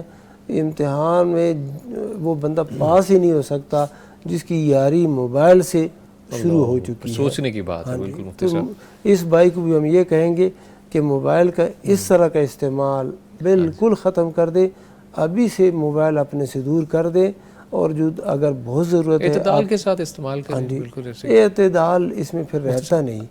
ہاں جی, یہ جو سادہ موبائل ہے نا, اگر آپ سے کسی نے رابطہ کرنا ہے, آپ نے اپنے والدین سے رابطہ کرنا ہے, تو سادہ موبائل جو بٹنوں والا ہوتا ہے جس کے اندر یہ چیزیں نہیں چلتی, وہ لے لیں. آپ اپنی زندگی کو پرسکون بھی محسوس کریں گے, اور کامیابی آپ کی جو ہے نا آپ کے قدم چومیں گے انشاءاللہ. مفتی صاحب, والد صاحب جو ہے نا کئی دفعہ یہ نصیحت بھی کرتے ہیں, پریکٹیکل ہے, آزمایا ہوا طریقہ, کہ کوئی ایسا سبجیکٹ جو مشکل لگے پڑھنے میں, جس کے اوپر لگے کہ یار یہ نہیں ہو سکتا, اس کا ایک چھوٹا سا حل بتایا کہ فجر کی نماز ادا کی جائے, اس کے بعد ذکر وغیرہ کر کے اذکار, اس کے بعد اس کو صرف آدھا گھنٹہ آپ نے دینا ہے. اس کے بعد اگر سونا بھی ہے, اسکول ٹائمنگ آپ کی 7-8 بجے ہے, تو جب آپ دوبارہ کریں گے, یہ آزمائیں گے نا, تو انشاءاللہ یہ پریکٹیکل ہے. دیکھنے والے جو ہیں, جنہوں نے سوال کیا ہمارے بھائی نے, ان کو ہمارے جو دینی طالب علم ہوتے ہیں, ہاں جی, ان کے لیے تو ہمارے علماء یہ بتاتے تھے کہ آپ تہجد کے وقت اٹھیں, اچھا, اور جو ہے اس وقت آپ نماز پڑھیں, نماز تہجد. اس کے بعد آپ وہ کتاب, وہ جو بھی مضمون ہے, وہ سبجیکٹ ہے, وہ اٹھائیں اور اس کا مطالعہ شروع کریں. حالانکہ وہ اسٹڈی بہت مشکل ہے. ہاں جی, آپ کے لیے راستے ایسے کھلتے جائیں گے. جو کلمات ہیں, جو مفہوم ہے, جو آپ کے ذہن میں بیٹھ ہی نہیں رہا تھا, اللہ کے فضل سے وہ ساری چیزیں ایسے واضح ہو جائیں گی. تمام جو ہمارے بچے ہیں جو چھوٹے ماشاءاللہ ابھی پڑھ رہے ہیں, اور پیپرز بھی ہیں آگے, مزید بھی پیپرز ہیں, تو اللہ تعالیٰ انہیں کامیاب کرے. مفتی نعمان فاروقی صاحب, مفتی صاحب ہماری بہن ہے, پوچھتی ہیں جی میرے 8-9 رشتے آئے ہیں, 3 نے قبول بھی کیا مگر گھر جا کر جواب دے دیا, میں اور میرے گھر والے بہت پریشان ہیں, کوئی وظیفہ بتا دیں. اللہ اکبر, یہ بہت بڑی ایک مشکل ہوتی ہے گھر والوں کے لیے. ایک تو وہی کہ ربی انی لما انزلت الی من خیر فقیر, یہ پڑھنا چاہیے. پھر یہ پڑھیں اللہم لا سہل الا ما جعلتہ سہلا وتجعل الحزن اذا شئت سہلا. یہ بھی ایک پریشانی ہے نا, حزن, پریشانی, تکلیف, غم. تو یہ یعنی یقین رکھ کے کہ کوئی بھی آسانی نہیں ہو سکتی مگر وہی جس کو اللہ آسان کر دے. بے شک ہے. اور یہاں پہ میں نا ایک چلیں وہ ایک مجھے واقعہ یاد آ گیا. جی ضرور. باغ جناح میں ہمارے واک کے دوران ایک ساتھی ہیں, وہاں پہ ملازم ہیں, وہ بتا رہے تھے, پہلے انہوں نے مجھے کچھ ماہ پہلے بتایا اچھا کہ جی ہم نے پیغام ٹی وی سے وہ وظیفہ سنا تھا, اس سے پہلے ہم کئی سال علاج کرواتے رہے یہ وہ, تو پیغام ٹی وی سے یہ وظیفہ سنا, اللہم لا سہل الا ما جعلتہ سہلا. ان کی اولاد نہیں تھی. اچھا ماشاء تو اللہ. وہ انہوں نے مجھے کوئی 4 ماہ پہلے نا خبر دی مجھے کہ جی ہم یہ کر رہے ہیں اور الحمدللہ اللہ تعالیٰ نے امید لگا دی ہے. اب وہ 3-4 دن پہلے نا ان کا فون مجھے آیا واک کے دوران ہی, کہتے ہیں جی مجھ سے مل کے جانا ہے آپ نے. میں نے کہا خیر. کہتے ہیں کہ جی اللہ تعالیٰ نے بیٹے سے نوازا ہے, اور وہ کہہ رہے تھے یہ پیغام ٹی وی کی وساطت سے ہمیں یہ وظیفہ ملا اور اللہ تعالیٰ نے برکت ڈال دی. اللہ کا شکر. پھر انہوں نے مٹھائی بھی کھلائی. جی کھلائی. ادھر تو کھا ویسے کی نہیں. چلے الحمدللہ. تو یعنی کہ یہ دیکھیں وہ یقین کی بات ہے نا. ہاں جی. انہوں نے یقین باندھ لیا کہ جی ایسا ہوگا اور اللہ تعالیٰ نے کر دیا. تو اصل میں یقین وہ پیدا کرنے کی بات ہے, تو یقین پیدا کریں.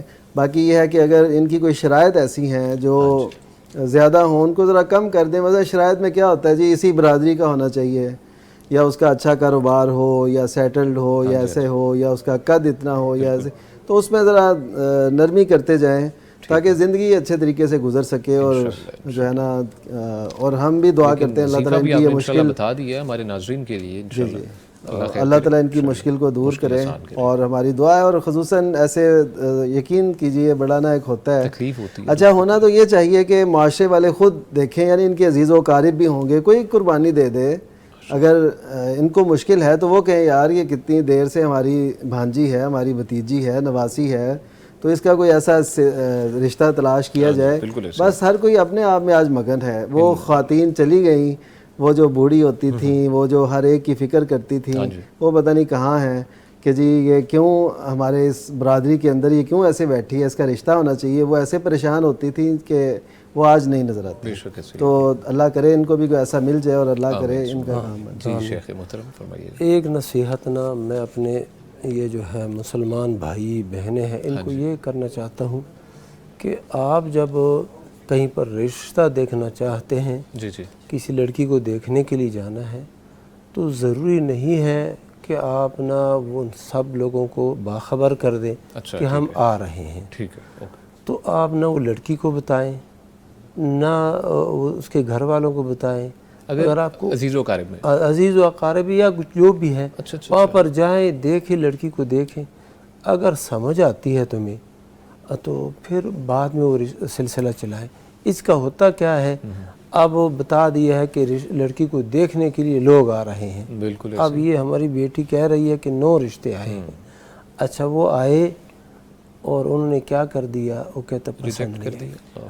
اب اس طرح کی بچیاں جو ہوتی ہیں نا, وہ پھر ذہنی طور پر بیمار ہو جاتی ہیں, پریشان ہو جاتی ہے کہ میرے اندر کیا کمی ہے کہ وہ آئے اور مجھے ریجیکٹ کر دیا اور پسند نہیں کیا. یہ اس سے پریشانی ہوتی. تو اگر آپ نے دیکھنا ہے, وہ حدیث میں تو یہ ہے نا, لڑکے کو کہا گیا ہے کہ دیکھو, نکاح سے پہلے اس لڑکی کو دیکھو. ٹھیک ہے. اچھا اس کا یہی مطلب ہے کہ اگر آپ نے دیکھ لیا اور آپ کی نظر میں وہ مقبول ہے تو اس کے بعد پھر رشتہ بھیجو, پیغام نکاح بھیج دو, سلسلہ چلاؤ. اگر آپ کی نظر میں وہ مقبول نہیں ہے تو پھر یہ معاملے کو ادھر ہی بند کر دو. بالکل. اگر جانا بھی ہے اور لڑکی کو بھی دکھانا ہے تو لڑکی کو یہ نہ بتاؤ کہ یہ لوگ آپ کو دیکھنے کے لیے آئے ہیں. دل آزاری نہ ہو. دل آزاری نہ ہو. یہ جو صورت بنتی ہے نا, دل آزاری والی بنتی ہے, اور پھر بعد میں یہ اس طرح کے مسائل پیش آتے ہیں. اللہ تعالیٰ ان کے لیے آسانی فرمائے. جیسا آپ نے ماشاءاللہ طریقہ بتایا, بہت سینسیبل ہے.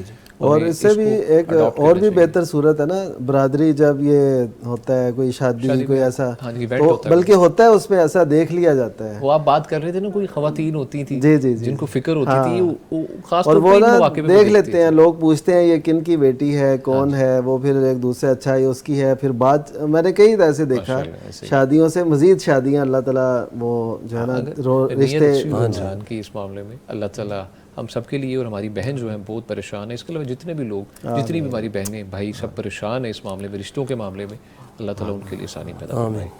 مفتی نعمان فاروقی صاحب, شیخ پوچھا گیا ہے کہ کہا جاتا ہے کہ عصر اور مغرب کے درمیان کوئی نماز نہیں، کیا یہ درست ہے؟ اگر اس دوران کوئی نفل وغیرہ یا استخارہ وغیرہ کرنا چاہیں تو کیا کریں؟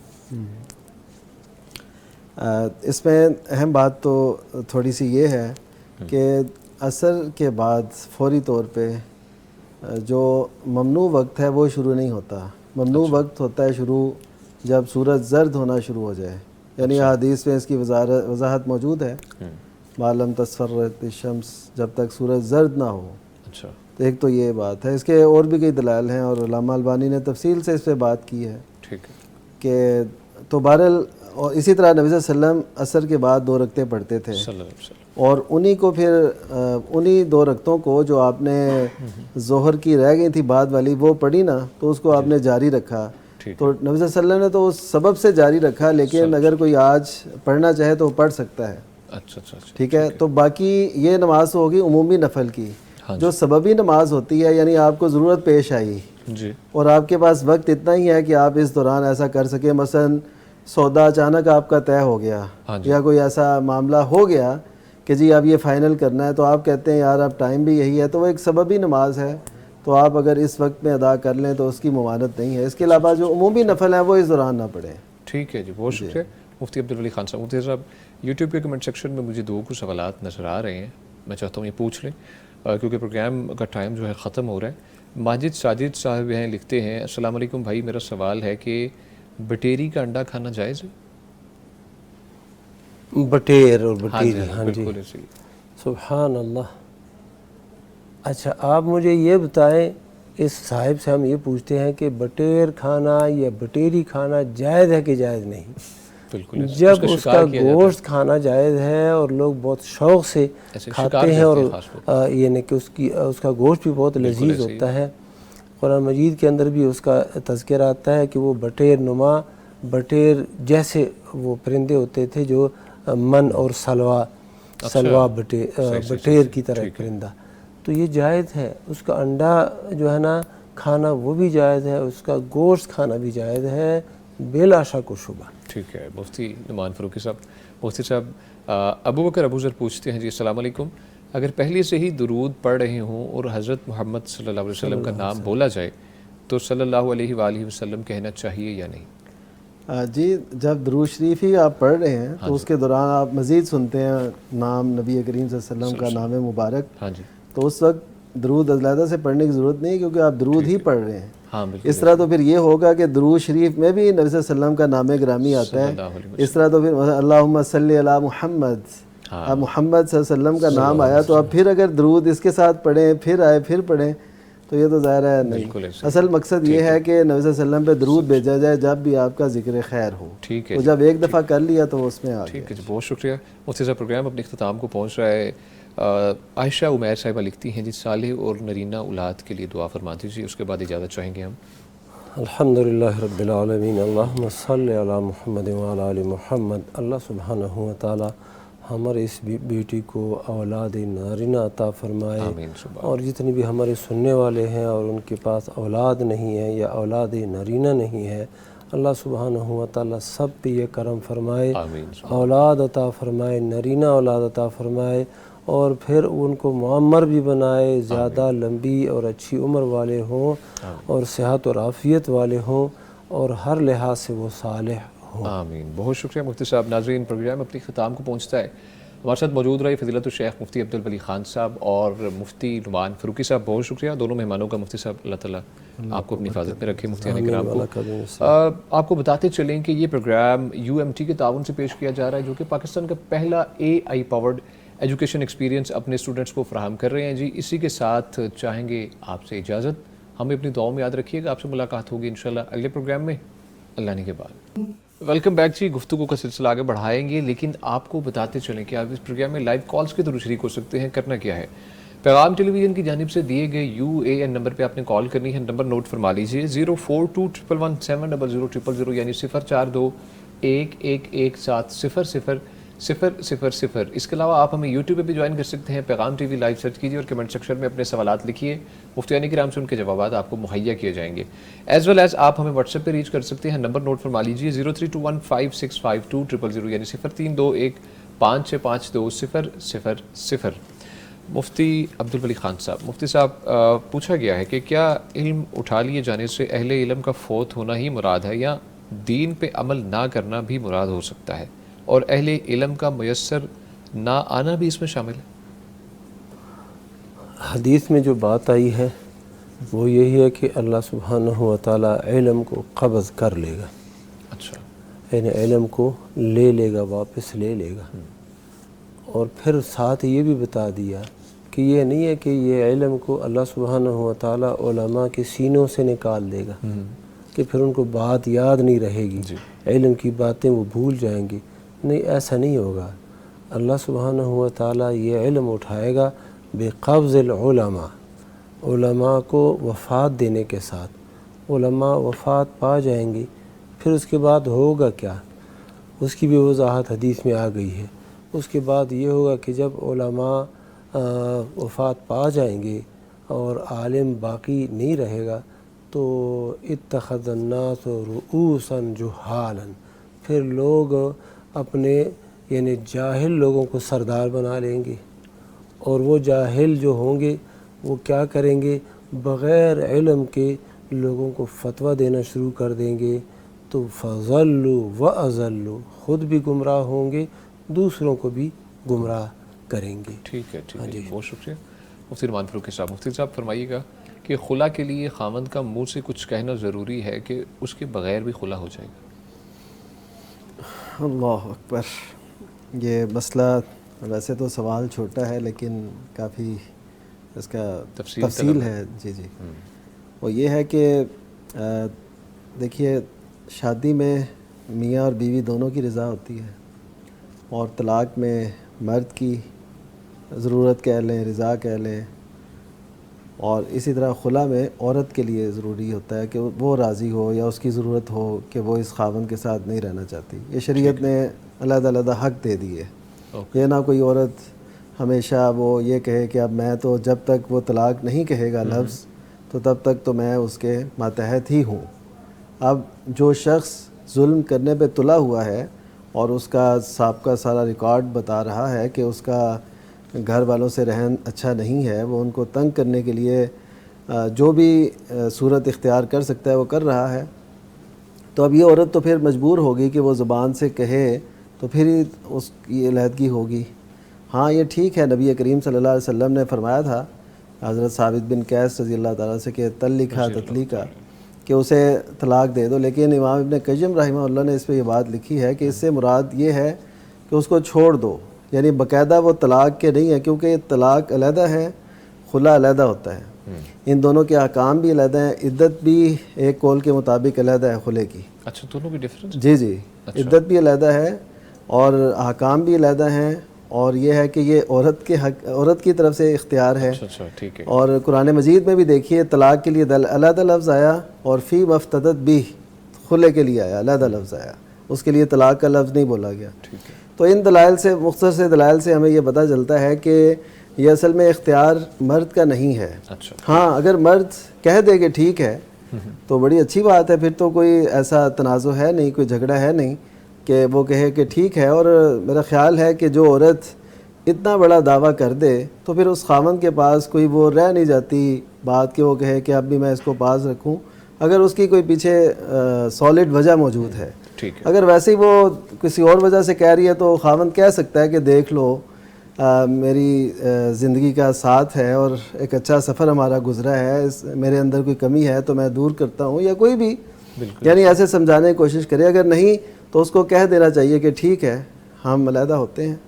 تو طلاق کا لفظ وہ نہ بھی کہے تو پھر اگر کہہ دے کہ میں نے علیحدہ کر دیا تو پھر تو ٹھیک ہے، لیکن اگر وہ کہتا ہی نہیں ہے تو پھر عورت عدالت کی طرف رجوع کرتی ہے. تو اب عدالت جب فیصلہ کر دے، اس میں خاوند اگر نہ بھی کہے تو عدالت نے جب فیصلہ کر دیا تو وہ ہو گیا. اچھا ٹھیک. جو میں نے ابھی مثال دی، نبی صلی اللہ علیہ وسلم نے حضرت ثابت بن قیس سے فرمایا. اور بھی واقعہ ہے کہ نبی صلی اللہ علیہ وسلم نے ایک لڑکی کی بات سنی، یعنی ایک نوجوان جو صحابیہ تھی رضی اللہ عنہ، ان کی بات سن کے تو آپ نے خلا کروا دیا. اس کے خاوند سے بھی نہیں کہا کہ تم اسے فارغ کرو یا علیحدہ کرو. تو اس کا مطلب ہے کہ عدالت کو یہ اختیار اپنے طور پہ حاصل ہوتا ہے کہ وہ یہ ایسا فیصلہ کر دے، کیونکہ اصل یہ حق عورت کا ہے. ٹھیک ہے. تو میں یہ اس لیے وضاحت تھوڑی طویل ہو گئی کہ یہ سمجھا جاتا ہے کہ جب تک خاوند طلاق نہیں دے گا تو خلا نہیں ہوگا. تو خاوند تو کبھی نہیں چاہے گا جو پہلے ہی تنگ کرنے پہ تلا ہوا ہے. جس سے عورت جان چھڑانا چاہتی ہے تو وہ تو کہے گا کہ میں اس کو اپنی لونڈی یا پاؤں کی جوتی بنا کے رکھوں اور یہ جب تک میں اسے گھسیٹ سکتا ہوں، اس کی زندگی سے کھیل سکتا ہوں، کھیلتا رہوں. تو تبھی تو شریعت نے یہ حق دیا. تو پھر بھی کہتے ہیں نہیں جی جب تک وہ نہیں کہے گا تب تک طلاق نہیں ہوگی یا علیحدگی نہیں ہوگی. تو یہ غلط تصور ہے. بالکل ایسے. بہت شکریہ. اس حوالے سے اگر میں بھی کچھ اضافہ کروں. جی ضرور. خلا کا واقعہ ہے، صحیح بخاری شریف کے اندر یہ واقعہ ہے. ایک عورت اللہ کے نبی صلی اللہ علیہ وسلم کے پاس آئی اور اس نے کہا اللہ کے رسول، میں انی اکرہ الکفر فی الاسلام، اسلام لانے کے بعد میں ناشکری کو ناپسند کرتی ہوں. یہ جو میرا خاون ہے ثابت، یہ اس کے اندر کوئی عیب نہیں، اس کی دین میں عیب نہیں ہے، اس کے اخلاق میں عیب نہیں ہے. یہ الفاظ ہیں اس عورت کے. اخلاق کے لحاظ سے بھی بڑا اچھا ہے، دین کے لحاظ سے بھی بڑا اچھا ہے، میں اس کے اوپر کوئی عیب نہیں لگاتی. اچھا. لیکن یہ ہے کہ میری طبیعت نہیں مانتی. اور وہ تھوڑے سے نقد کے چھوٹے تھے اور دمیم تھے، یعنی گندمی، گہرا گندمی رنگ تھا، تو مجھے نہیں اچھا لگتا. تو اللہ کے نبی صلی اللہ علیہ وسلم نے اس عورت سے پوچھا کیا آپ اپنا باغ جو مہر میں اس خاوند نے دیا ہے، ثابت نے دیا ہے، وہ مہر کو واپس کرو گی؟ اس نے کہا میں تیار ہوں. اللہ کے نبی صلی اللہ علیہ وسلم نے ثابت کو بلایا اور اس سے مزید کچھ پوچھا بھی نہیں، اور یہی کہا کہ یہ عورت آئی ہے اور اپنا باغ لے لو اور ففارقھا. الفاظ حدیث کے جو بخاری میں آئے ہیں فارقھا کے الفاظ ہے، اس کو یعنی الگ کر دو. تو یعنی خلا کے اندر یہ علیحدگی ہوتی ہے. طلاق کے الفاظ بھی آئے ہیں تو وہ ایک یعنی کہ راویوں کی طرف سے جو ہے نا وہ تنوع ہوتا ہے الفاظ کا، تو مفہوم اس کا یہی ہے کہ اس کو الگ کر دو. اب میں کہنا جو چاہتا ہوں شیخ صاحب کی تائید میں وہ یہ ہے کہ کوئی وجہ اگر ہے، عورت خلا مانگتی ہے خاون سے، تو خاون کو چاہیے وہ خلا دے دے، الگ ہو جائیں. اگر نہیں خلا دیتا تو عدالت کے ذریعے سے، قاضی جج کے ذریعے سے وہ عورت خلا لے سکتی ہے. تو یہ جیسا کہ شیخ صاحب نے فرمایا 3 عقد ہیں، ایک عقد نکاح ہے، ایک طلاق ہے، اور تیسرا جو ہے وقت وہ خلا ہے. عقد نکاح میں دونوں کی رضامندی ضروری ہے، اور طلاق میں بیوی کی مرضی ہو یا نہ ہو، وہ روئے پیٹے خاون طلاق دے رہے تو طلاق واقع ہو جاتی ہے. اسی طرح خلا لینے میں عورت آزاد ہے، خاون روئے پیٹے. عدالت میں جب عورت جاتی ہے اور قاضی یہ مطالبہ سنتا ہے تو وہ دے دے، یہ خلا واقع ہو جاتا ہے. اسلام الحمدللہ بہترین حقوق جو ہے تمام تر لوگوں کو دیتے ہیں. جی کالر ہے. السلام علیکم. السلام علیکم بھائی. وعلیکم السلام. انم صاحبہ ہیں ساہیوال سے. جی بہن پوچھئے کیا پوچھنا چاہیے؟ جی انم بات کر رہی ہوں ساہیوال سے. آپ کا پروگرام بہت اچھا چل رہا ہے، تو ہمیں بہت کچھ سیکھنے کو ملتا ہے بھائی. تھینک یو سو مچ، بہت شکریہ.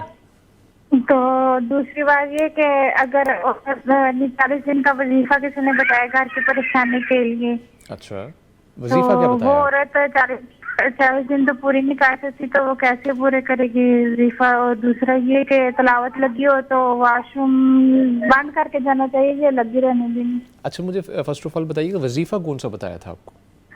وظیفہ آیت الکرسی کا بتایا تھا پریشانی کے لیے. اچھا ٹھیک ہے، بہت شکریہ. عالم صاحبہ آپ نے کال کی، ساہیوال سے مسرت موجود تھی. مفتی نعمان فاروقی صاحب شیخ فرمائیے. جی وظیفہ جو بھی بتایا جاتا ہے نا، چاہے وہ قرآن مجید کی آیت پہ مشتمل ہو، تو اس کو بندہ یعنی عورت وہ دیکھ کے بھی پڑھ سکتی ہے، لیکن وہ کہیں علیحدہ لکھا ہو قرآن مجید کو ان دنوں میں چھونا وہ مناسب نہیں ہے. جو مخصوص ایام ہوتے ہیں، یعنی ان کا اشارہ اسی طرف ہے 40 دنوں میں وہ دن تو آئیں گے. ہاں بالکل ایسے. تو ان دنوں میں وظیفہ جو قرآنی آیات کے علاوہ ہو وہ تو بالکل پڑھا جا سکتا ہے، اس میں تو کوئی اختلاف نہیں ہے. تو جو قرآنی آیات پہ مشتمل ہے وہ علیحدہ سے لکھا ہو، وہ قرآن مجید کو آپ نہ ہاتھ لگائیں تو یہ ٹھیک ہے.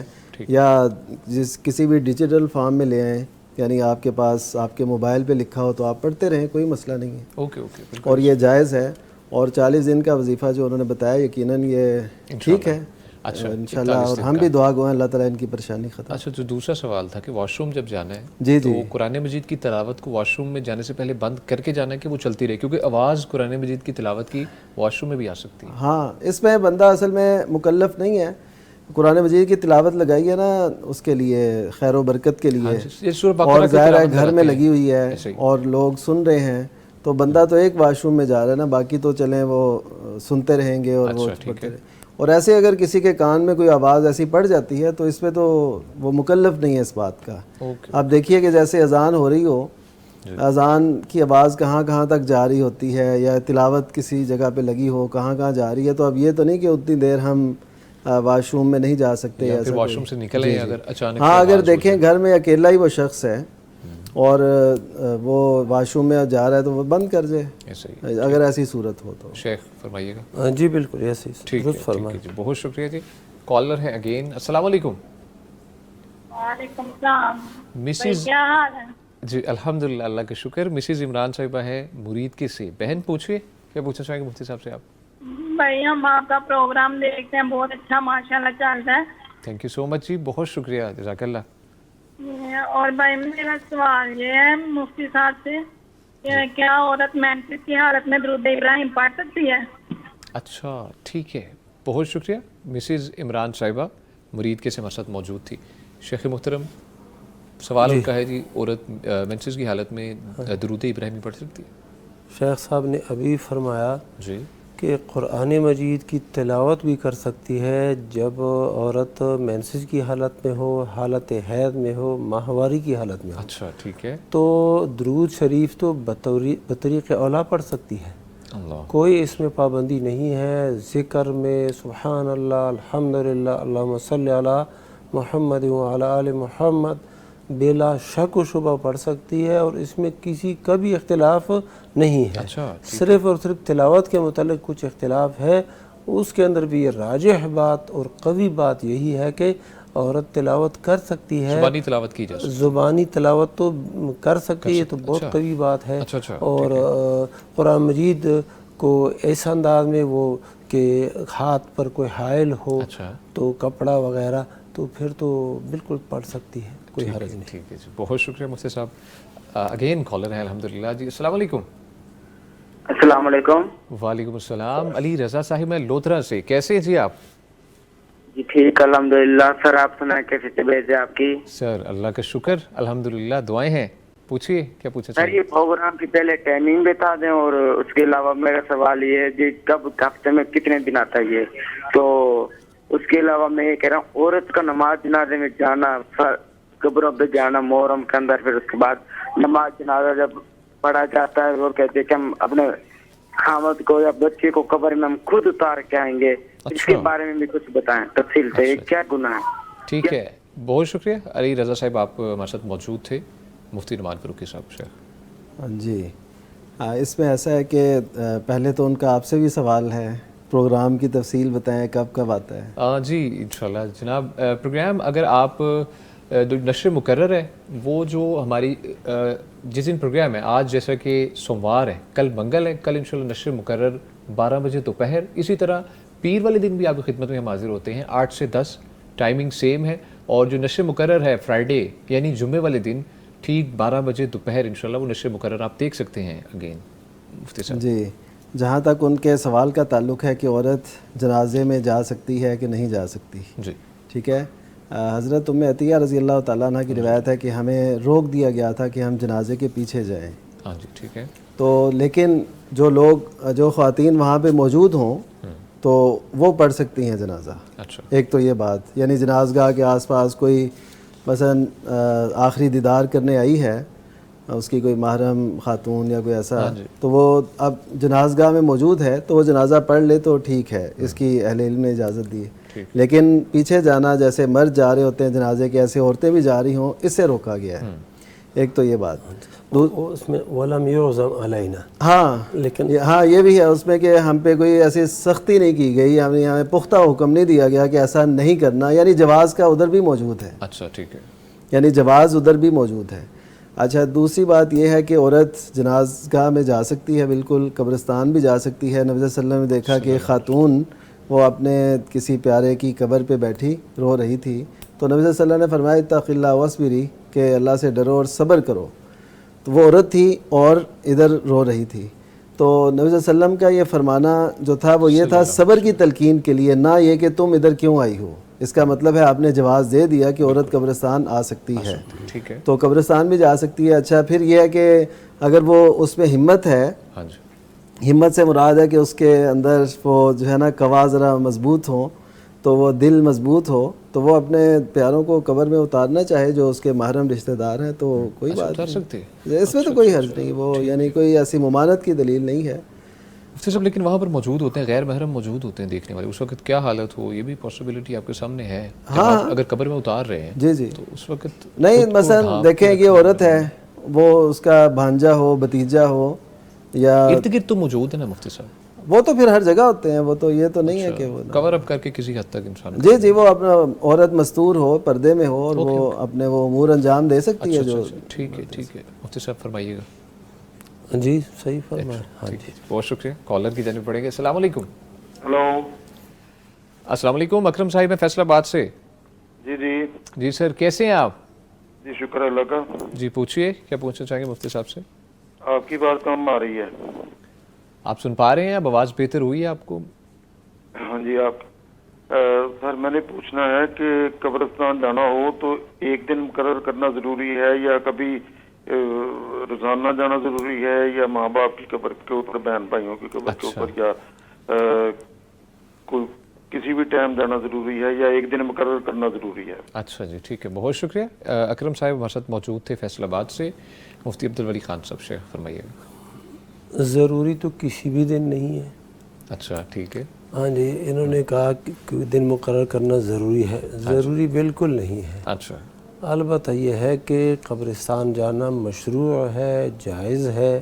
اللہ کے نبی صلی اللہ علیہ وسلم نے پہلے ممانعت فرمائی تھی، اور فرمایا کنت نہیتکم عن زیارت القبور، میں نے تمہیں زیارت القبور سے منع کر دیا تھا، اب جو ہے فزوروہا، اب زیارت کے لیے جایا کرو.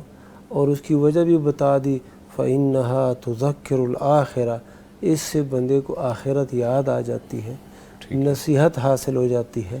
تو بندہ قبرستان جائے اس نیت سے جائے کہ بندے کو آخرت یاد آ جائے، موت یاد آ جائے، کہ یہ دیکھو میرے والدین، میرے اقارب، بزرگ یہ آ چکے ہیں، تو میں نے بھی ایک دن ایسے ہی آنا ہے. تو آخرت کی تیاری جو اکثر ذکر حاضم اللذات، اللہ کے نبی صلی اللہ علیہ وسلم نے فرمایا جو لذات کو ختم کر دینے والا ہے نا، اس چیز کو کثرت کے ساتھ یاد کیا کرو، اور وہ کیا ہے؟ وہ موت ہے. تو اس نیت سے بندہ قبرستان جائے. پھر یہ ہے قبرستان جائے اس نیت سے کہ وہ وہاں پر جو فوت شدگان ہیں ان کے لیے بندہ دعا مانگے، دعائے خیر مانگے، دعائے مغفرت مانگے، بالکل ٹھیک ہے. باقی اپنے روٹین کو دیکھے، ہفتے میں جائے، 15 دن میں جائے، مہینے میں جائے، جس وقت بھی جائے.